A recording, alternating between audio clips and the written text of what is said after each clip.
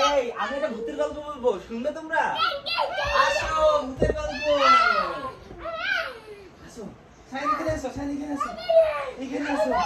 এই তো হ্যাঁ, আচ্ছা আসো আসো ভাইয়া আসো, আমরা এখন একটা ভূতের গল্প বলবো।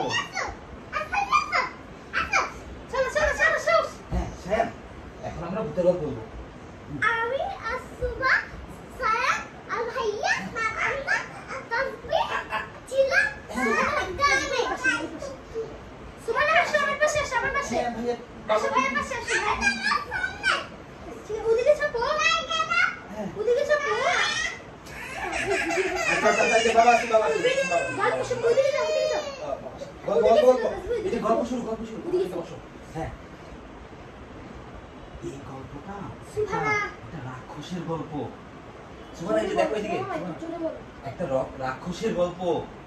অনেক দিন আগে একটা সুবহান একটা জঙ্গল ছিল, অনেক বড় জঙ্গল।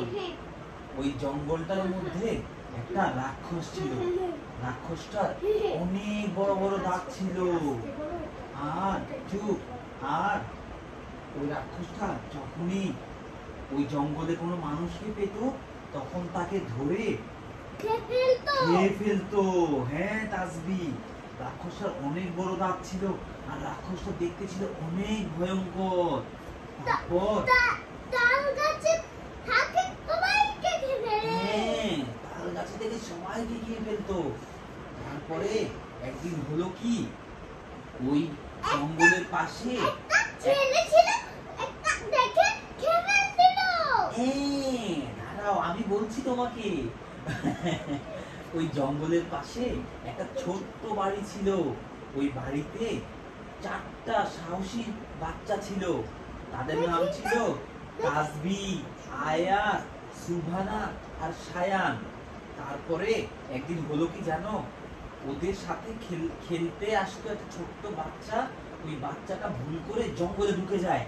জঙ্গলে ঢুকে যাওয়ার পরে ওই রাক্ষসটা ওই বাচ্চাটাকে ধরে ফেলে ওকে নিয়ে যায়। বলটা ওইখানে চলে গিয়ে নিয়ে আসতে। হ্যাঁ, একটা বল পড়ে গেছিল, ওই বলটা আনতে গেল বাচ্চাটা, তখন রাক্ষসটা তাকে নিয়ে গেল। তারপরে সুভা, সায়ান আর তাসবি, আয়াত ঠিক করলো যে তাদের ওই বন্ধুকে তারা উদ্ধার করবে রাক্ষসের কাছ থেকে। তারপরে তারা ওই বনের ভিতরে ঢুকে গেল।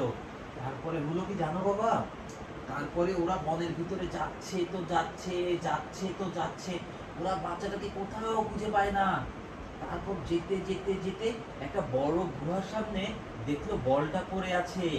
তখন ওরা বুঝে ফেললো যে বাচ্চাটাকে নিয়ে রাক্ষসটা এই গর্তের ভিতরেই চলে গেছে, কারণ গর্তের বাইরে বলটা পড়েছিল। আসলে ওই ছোট বাচ্চাটা যাওয়ার সময় ওই বলটাকে ইচ্ছা করে ওখানে ফেলে যায়, যেন ওরা বুঝতে পারে যে ওকে এখানে নিয়ে গেছে। তারপরে হলো কি জানো, ওরা 4জন সাহস করে ওই গর্তের ভিতরে ঢুকে গেল।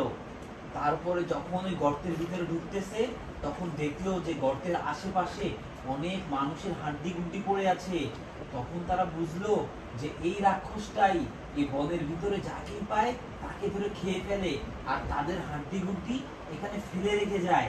তখন ওরা খুব ভয় পেয়ে গেল, ওরা কি করবে? তখন ওরা ভাবলো যে আমাদেরকে বুদ্ধি করে আগাতে হবে, আমাদেরকে যদি এখন বুদ্ধি করে না আগাই তাহলে রাক্ষসটা মেরে ফেলবে। তখন সুভা, সায়ান, আয়াত আর তাসবি একটা প্ল্যান করলো। ওরা প্ল্যান করে ওরা ওই গর্ত থেকে বের হয়ে একটা জাল সংগ্রহ করলো, একটা জাল জোগাড় করে এনে আর তখন ওরা চলে গেল ভিতরে চলে গিয়ে অনেক ভিতরে ঢুকলো। ঢোকার পরে দেখলো ওই গর্তের ভিতরে ছোট্ট একটা খুপড়ি আছে। ওই খুপড়িটার ভিতর থেকে ওই রাক্ষসের শব্দ আসতেছে। রাক্ষসটা তখন ঘুমাচ্ছিল আর ওই খুপড়িটার এক কোনায় বাঁধা ছিল ওই বাচ্চাটা ভয়ে থরথর করে কাঁপতেছিল। তারপরে রাক্ষসটা ঘুমের মধ্যে বলতেছিল যে আজকে সকালে ঘুম থেকে উঠেই এই কচি বাচ্চাটাকে আমি খাবো, হা হা হা হা। কিন্তু রাক্ষসটার ঘুম ছিল অনেক গাঢ়। তখন সুভা, সায়ান, আয়াত আর তাসবি ওই খুপড়ির ভিতরে ঢুকে ওরা দেখলো যে নাক ডেকে রাক্ষসটা ঘুমাচ্ছে হাত পা ছড়িয়ে। তখন ওরা ওই জালটা দিয়ে ওই রাক্ষসটাকে এমনি করে বন্দি করে ফেললো। বন্দি করে ফেলে ওরা জালটাকে বেঁধে ফেললো। বেঁধে ফেলে টান দিয়ে নিতে নিতে নিতে ওই রাক্ষসটাকে একটা গাছের সাথে বেঁধে ফেললো জাল সহ। বেঁধে ফেলে তারপরে ওরা চারদিকে দাঁড়িয়ে পড়ে যেন রাক্ষসটা কোথাও দিয়ে পালাতে না পারে। তখন রাক্ষসটা ঘুম থেকে উঠে গেল আর বলল, আমাকে কে বন্দি করেছিস? আমি তোদের সবাইকে খেয়ে ফেলবো। তখন একদিক থেকে তাসবি বলল যে, রাক্ষস তুমি কোথাও পালাতে পারবে না, আমাদের সাথে আল্লাহ শক্তি আছে, আল্লাহু আকবার। তখন ওখানে তখন তাসবির হাত থেকে একটা সাদা আলো জ্বলে উঠলো। ওইটা ছিল আল্লাহর কাছ থেকে একটা কুদরত। ওই আলোর জন্য রাক্ষসটা যেতে পারছিল না। তখন রাক্ষসটা দৌড় দিয়ে আরেক দিকে পালাতে চেষ্টা করলো। তখন সায়ান বলল, তুমি কোথাও পালাতে পারবে না রাক্ষস, আল্লাহু আকবার। তখন সায়ানের হাত থেকে একটা সাদা নূরের আলো জ্বললো আর রাক্ষসটা ওখান দিয়ে পালাতে পারলো না। তখন রাক্ষসটা অন্যদিকে দৌড় দিল। তখন হায়াত বলল, রাক্ষস তুমি পালাতে পারবে না, আমার কাছে আছে আল্লাহ শক্তি, আল্লাহু আকবার। তখন আয়াতের হাত থেকে একটা সাদা নূরের আলো জ্বললো আর রাক্ষসটা সেখান দিয়ে পালাতে পারলো না। তারপরে অন্য দিক দিয়ে দৌড়ে পালাতে গেল আর সুবহানা বলল, আমি তোমাকে আটকাবো, আমার কাছে আছে আল্লাহ শক্তি, আল্লাহু আকবার। তখন ওখান দিয়ে রাক্ষসটা পালাতে পারলো না আর রাক্ষসটা বন্দী হয়ে গেল।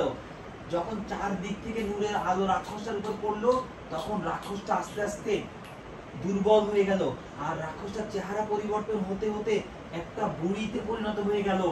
তখন সে কাঁদতে কাঁদতে বলল, আমি এই বনে, আমি একটা অভিশপ্ত বুড়ি, আমি আমার ছোট বাচ্চাটাকে মেরে ফেলেছিলাম, তাই আমাকে অভিশাপ দিয়েছিল যে আমি সারা জীবন রাক্ষস হয়ে থাকবো। আজ আমাকে তোমরা মুক্তি দাও, আমাকে তোমরা মেরে ফেলো, তাহলে আমি যেন মুক্তি পেতে পারি। তারপরে ওরা বলল যে, তুমি আজ অভিশাপ থেকে মুক্ত, যাও তুমি আল্লাহর কাছে চলে যাও। তখন আস্তে আস্তে বুড়িটা ছোট হয়ে গেল আর ও আকাশে মিলে গেল। ওই বনে আর কোনো রাক্ষস থাকলো না আর সবাই রাক্ষস থেকে মুক্তি পেল। এভাবে সুভা সায়ান আয়াত হিরো হয়ে গেল।